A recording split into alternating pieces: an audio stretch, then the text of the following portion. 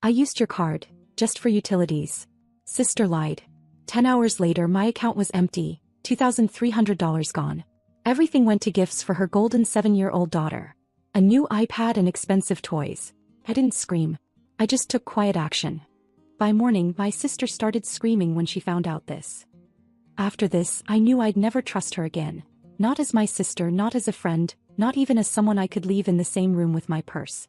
Something inside me snapped that day. Not loudly. Quietly, like when a door shuts for good and you don't even bother to look back. It started with her knocking on my door at 8:20 in the morning. I remember the time because I was halfway through my coffee and hadn't even sat down yet. Olivia said her card had been flagged for fraud, and the bank locked her out of her account. She didn't look panicked, more rehearsed. Like she'd already figured out exactly what to say before she got in the car. She told me she just needed to cover some urgent utility payments. Water, power, basic stuff. She said she'd be locked out of her apartment system if she didn't get them paid before noon.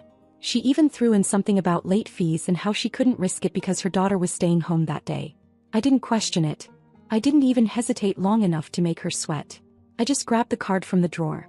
It wasn't my main card. I'm not that careless. But it was the one linked to my savings. My actual savings. The $2,300 I'd been building for emergencies, maybe even for a small used car down the line. She knew I'd been saving. She knew that money mattered to me. And I still handed it over because I believed her. I wanted to believe she wasn't the same Olivia who used to lie about broken phones and overdue rent. I told her clear as day, just for utilities. No shopping, no extras. She said, of course, acted offended that I even brought it up. Then she left. The whole day was uneventful after that. I worked from home, answered emails, made lunch, and tried to shake off the weird feeling I always get when Olivia's involved in something. By late afternoon I started checking my phone a little more than usual. No texts from her. No calls. Around 6 p.m. I texted her. Nothing. By 7:15 I called. Straight to voicemail. By 7:30 I opened my bank app, just to look. I expected maybe a couple hundred gone. I was still telling myself maybe she rounded up to cover last month too. What I saw hit like a brick. My balance was $14.03. I refreshed the app 3 times like it was some glitch. But no. It was all gone. A $679 charge at the Apple Store. Multiple charges at Target and Amazon. Toys R Us, $382. Macy's, $211. Something called Kid Lux for $170. A full list of charges, one after another, all logged between 10:45 a.m. and 4:30 p.m. She spent every penny. All for her daughter. It wasn't even subtle. A brand new iPad. Dolls, games, clothes, a child-sized electric car. I could see the item names in the receipts. She didn't even try to cover her tracks. It was a birthday haul, a massive one, like her kid was royalty and she had a limitless card to back it up. I didn't even cry. I felt sick, but there weren't any tears. There was just a numb sort of silence while I stared at that screen. It wasn't just the money. It was the fact that she looked me in the eye and said utilities. She knew exactly what she was doing.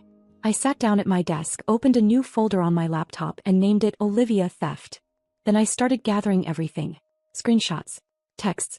Timestamps. I even checked the security cam I have outside my apartment to log the time she arrived and left. I called my bank and froze the card. Then I filed a police report online. It didn't even feel like revenge. It felt like math. This happened and now this happens next. By the time I went to bed, everything was in motion. And by the next morning, Olivia's world came crashing down. The next morning, everything moved fast. I was still in my pajamas, sitting by the window with a cold cup of coffee, when I got the call from the police department. They said they were at my sister's apartment, and they needed me to come down to the station to clarify a few things. I asked if she was okay. The officer said she was in custody for now. I didn't ask anything else. I just got dressed, grabbed the file I'd printed out the night before, screenshots, account logs, text messages, and left. By the time I arrived, Olivia had already been brought in. I didn't see it, but they told me she'd been screaming at the officers before they even made it inside. Her boyfriend had opened the door. Her daughter had been sitting on the floor surrounded by unopened gift bags and boxes. When they walked in, she didn't even ask what was going on. She just started yelling, saying she didn't steal anything, that her sister gave her the card. Like that was going to change what she did with it. When I walked into the station, I could hear her. She wasn't crying. She was furious. Accusing me of setting her up. Saying this was all a misunderstanding. That it wasn't theft because we were family. They brought me into a separate room and had me go over everything from start to finish. I laid out the timeline. Showed the text from the morning before where she said it was just for utilities. Showed the account activity, the timestamps matching exactly when she was out shopping. Not one payment to a utility company. Not a single dollar toward what she said it was for. Then they brought her in, hands cuffed in front of her.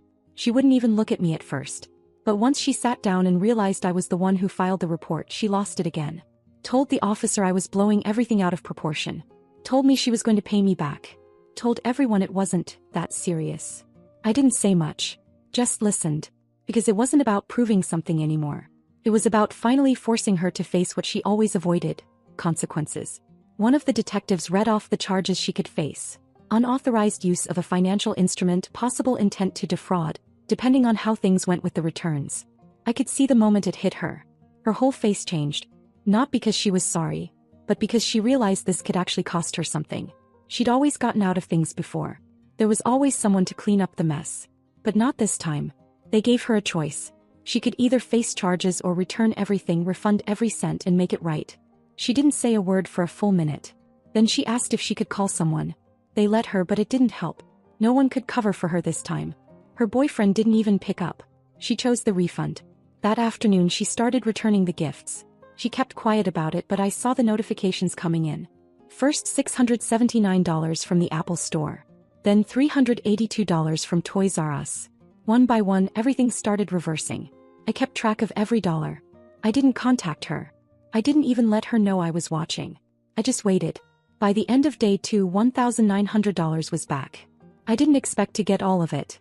Some stores don't refund electronics once they're opened, and I knew her daughter had already been using the iPad. But she was doing it. Not because she wanted to, but because she had no other choice.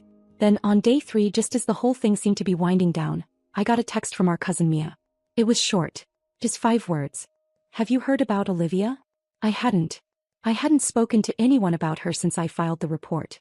But Mia didn't wait for a reply. She sent the next message immediately. "Her daughter's in the hospital. Appendix. Emergency surgery. It's bad." I didn't respond right away. I stared at that message longer than I should have, like it was in a language I didn't understand. And in that moment, I had no idea that this wasn't the end of the story. It was just the beginning of something worse. I didn't expect karma to hit so quickly, or so hard. But 3 days after the police walked her out of her apartment in cuffs, Olivia found herself in the back of another vehicle, this time a speeding ambulance. It was her daughter. I still remember the first message I got about it, just 5 words from our cousin Mia. "Have you heard about Olivia?" My first reaction was cold. I didn't want to hear about her. I didn't want to know what she was doing, what excuse she was working on, or who she was blaming next. But then the second message came before I could even reply. "Her daughter's in the hospital. Appendix. Emergency surgery. It's bad." At first I didn't believe it. Honestly, it felt too convenient. A part of me thought maybe Olivia was trying to shift attention, create another scene, stir up sympathy. She knew how to work people. But then my phone started ringing. My mom. My aunt. A voicemail from her boyfriend. Another from someone I hadn't spoken to in years. Everyone saying the same thing. It was real. She was in the ER. Her daughter had gone from stomach pain to vomiting to nearly passing out on the bathroom floor in under 24 hours. When they finally took her to the hospital, her appendix had already ruptured. She went straight into emergency surgery. And here's where it hit the hardest. They didn't have the money. Not a cent. She had drained everything on that shopping spree. All the refunds were still pending. And she was locked out of her account while the fraud investigation was active. She didn't even have access to her PayPal.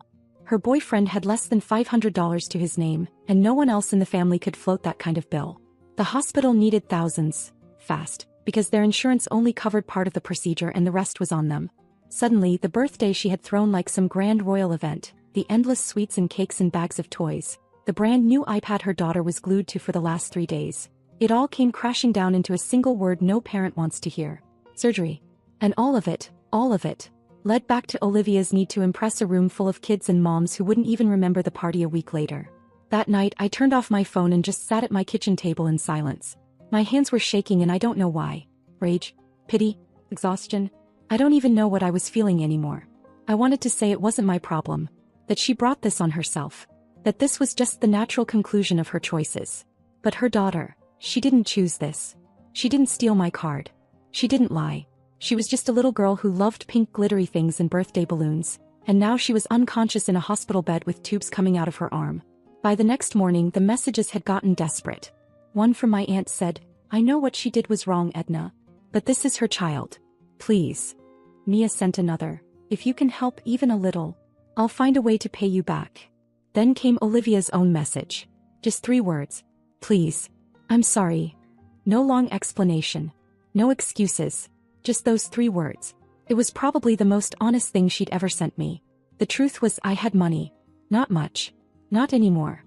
But there was one account I hadn't touched. An emergency fund I kept buried in a small credit union. No debit card, no online access. I'd been feeding it for years. A little here, a little there. It wasn't supposed to be touched unless I lost my job or something happened to me. There was $7,400 in it. I went to the bank that morning and pulled out $7,000 in cash. The teller gave me a weird look when I asked for it all in bills, but I just nodded and said it was for medical costs. She didn't ask questions after that. I packed it into a white envelope, labeled it with her name. I kept $400 for myself, just enough for rent and groceries barely. I didn't call first. I didn't text. I just drove to the hospital and asked for her daughter by name.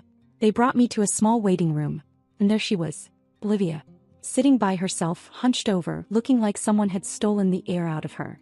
She looked up and I don't know what she expected. Maybe me to slap her, maybe to walk right past her. But I just walked over and held out the envelope. She didn't even take it at first. He stared at it like it was poison. Then she looked at me, and something broke. He didn't yell. She didn't defend herself. She didn't blame anyone. He just cried. The kind of crying that doesn't come from guilt or even shame but from exhaustion. Pure quiet collapse. I handed it to her, turned around and walked out without saying a single word. And I told myself, this doesn't fix anything. But maybe it stops her daughter from suffering for mistakes she never made. I had no idea what would come next. But what happened over the next few days changed everything again, in a way I never expected. The hospital stay lasted 4 days. I didn't go back after I handed her the envelope. I told myself I'd done what I could and the rest wasn't mine to carry. But I thought about that little girl constantly, her pale skin, the wires in her arm, the way a birthday had somehow turned into a medical emergency. I kept checking my phone even though I didn't want to admit I was waiting for something. On the 3rd night, a text finally came. No words. Just a photo. Her daughter in the hospital bed, eyes barely open, a small bear tucked under her arm. You could see she was still in pain, but she was alive. Sitting at the edge of the frame, almost hidden behind the 4-pole, was Olivia. Her head was bowed, and even in that grainy photo something looked different. She wasn't smiling. She wasn't posing. She looked like someone who had been stripped of all the noise and drama she used to wrap herself in.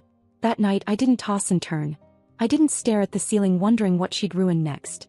I slept, really slept, for the first time since this all began. The next morning my mom called. She said Olivia had barely spoken to anyone at the hospital. No outbursts, no tantrums, no blaming. Just quiet. Focused. She never left her daughter's side. And then she told me something else. Olivia had finished the returns. Every last dollar from the shopping spree had been refunded, or replaced with pawned cash where returns weren't possible. She'd even gone back to the Apple store twice trying to return the opened iPad. They refused, so she pawned it and handed over the cash. By the time I checked my bank account that afternoon, the total was back to $2,300. To the cent. I didn't know what to feel. Relief maybe. But also confusion. This wasn't how she operated. This wasn't the Olivia I knew. And then, as if on cue, there was a knock at my door. I opened it and there she was. No dramatic entrance, no makeup, no forced energy. Just Olivia. Tired. Holding something in her hand. She didn't ask to come in. She didn't even try to explain herself. She looked me in the eye and said, "I need to talk. And I'll listen." I stepped aside.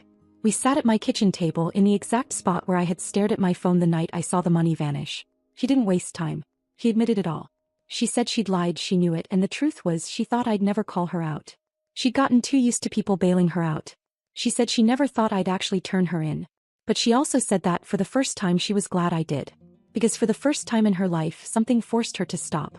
She didn't just apologize. She didn't just say the words. She said them differently.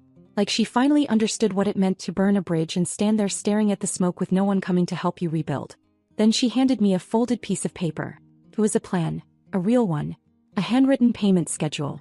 She wanted to repay the $7,000 I gave her for the surgery. She said it would take time. Probably over a year, maybe 2. But she would do it and she wouldn't stop until she had. I didn't even need to read the paper to know she was serious. I told her the truth. I didn't need the money right now. I'd figure things out. But if she wanted to repay me, she should, not because I expected it but because I could see that she needed to. The next day she got to work.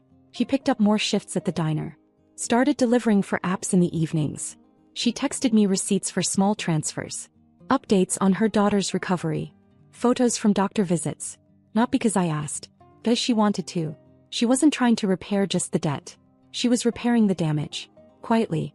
One small, believable step at a time. And for the first time in years I started to believe maybe she really had changed.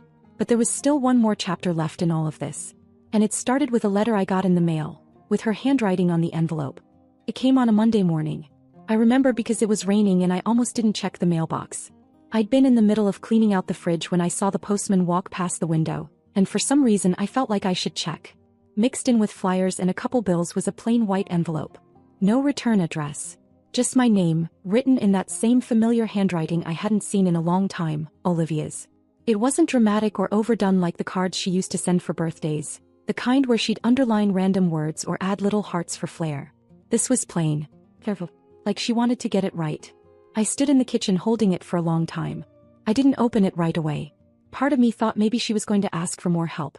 Maybe she wanted to talk or explain or fix something else. I wasn't sure if I had it in me, but I opened it anyway. It wasn't what I expected. No begging. No dramatic apology. Just 3 pages of honesty I didn't see coming. She started with, "I don't want anything from you. I just need to tell you a few things. And I'm okay if you never respond." She wrote about that night in the hospital. About the hours after the surgery when she couldn't stop crying in the hallway because her daughter was finally stable. About how small she felt when she realized she had no one left to turn to but the same sister she'd betrayed days earlier. She said something inside her cracked. Not in a temporary panic-stricken way, but in a quiet, terrifying way where you realize you've been the villain in your own story for longer than you'd like to admit. She said she hadn't just lost my trust. She'd lost her own ability to even trust herself. The worst part of all, she wrote, was realizing that when she stole from me it didn't feel wrong. Not until it blew up in her face. That line hit me. It didn't feel wrong until it was too late. She talked about what it was like sitting in silence next to her daughter's hospital bed, how it forced her to finally face who she'd become. No distractions. No drama. Just the cold truth of everything she'd done to the people who had loved her most. Then she told me something I never thought I'd hear from her. She said she'd started seeing a counselor. A free one at a small community center not far from her apartment. Twice a week. She said she wasn't doing it to look good for anyone. She was doing it because she had to figure out why she kept choosing the most destructive option in every situation. Why she always pushed people away right when they were trying to help. Why lying came easier than asking for help. She said she was working on it. And she knew it would take time, probably a long time. But she wasn't running from it this time. At the end of the letter she wrote this. "I know I don't deserve to be trusted again and I'm not asking for that. What I am asking is that if you ever look back on this time, you remember that it changed me. For real. And that's because of you. You didn't scream. You didn't shame me. You just quietly did what was right. You showed me who I wasn't, and who I want to be from now on." She enclosed the last receipts.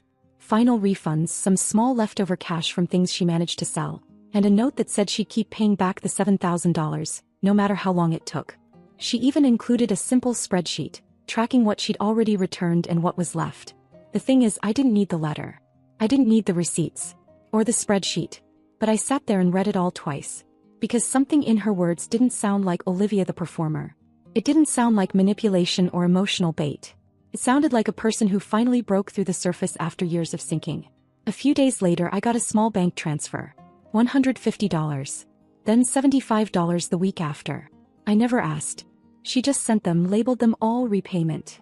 Sometimes I'd come home and find a coffee on my porch. No note, no knock. Just there. Waiting. She never tried to make it dramatic. She never said, "Look at me, I'm trying." She just did the work. Quietly, consistently for once. She even invited me to her daughter's post-op checkup. I went. We sat in the waiting room together, mostly in silence, but it wasn't tense. It was peaceful. And for the first time in years I didn't feel like I was bracing for the next storm. She wasn't perfect. She was still working things out. Still learning how to live without the chaos she used to need like oxygen. But she was trying. For real this time. And I realized something I hadn't expected. I no longer needed her to say sorry again. Because her actions were already doing that. More honestly than any words ever could. 6 months later, the quiet between us no longer felt like distance. It felt like respect. Olivia didn't fall off the map again. She didn't backslide into her old habits or make grand promises and then disappear. He just kept showing up. Not in loud, sweeping gestures, but in the steady kind of way I never thought she was capable of. Once a month I'd get a small bank notification. $120. $95. $60. Always labeled the same, repayment. I never asked for updates. He sent them anyway. Each transfer came with a short message, sometimes just a single word, thank you. She still worked 2 jobs. I knew she was barely scraping by, but I never once heard her complain. Her daughter was healthy again, back in school, growing fast. Olivia never spoiled her the same way after that. No more iPads. No more flashy birthdays. Instead, I saw photos of them at the park making crafts, baking. Real things. The kind of things that don't end up in shopping bags. She invited me to dinner one evening. Just the 3 of us. I hesitated, but I went. Her daughter ran up and hugged me like I hadn't been the person who once sent her mom to jail. She asked if I wanted to play cards. Olivia made a simple dinner, pasta and salad, and we sat around the table like nothing had ever gone wrong. Afterward, Olivia pulled me aside. She didn't cry. She didn't say sorry again. She just looked at me and said, "You saved her life. I don't care what anyone else remembers about that week. That's what I'll never forget." I didn't say much back. I didn't need to. Later that night, I walked home with a strange heaviness in my chest. Not pain. Not even sadness. Just the weight of everything we'd been through. The fact that somehow, after all of it, the theft, the arrest, the hospital, the begging, the letter, we were still standing here better than before. He still owed me over $5,000. And honestly, I didn't know if she'd ever finish paying it back. But at that point, it wasn't about the money. It was about the fact that she wasn't the same woman who had walked into my kitchen and lied to my face. She was different now. She respected me. She thanked me without needing to say it every time. She didn't try to use me anymore. She protected her daughter in a way she never had before. She wasn't perfect, but she was honest. That was enough. Me. I was still rebuilding my savings. Still working extra hours. Still saying no to a lot of things I wanted so I could stay afloat. But when I sat at my kitchen table at night, I didn't feel bitter. I didn't feel like a fool. I didn't feel taken advantage of. I felt like someone who had done the right thing even when it hurt. And in return, I got something back I never expected. My sister. The real one. The one I hadn't seen in years. And this time, I think she's here to stay.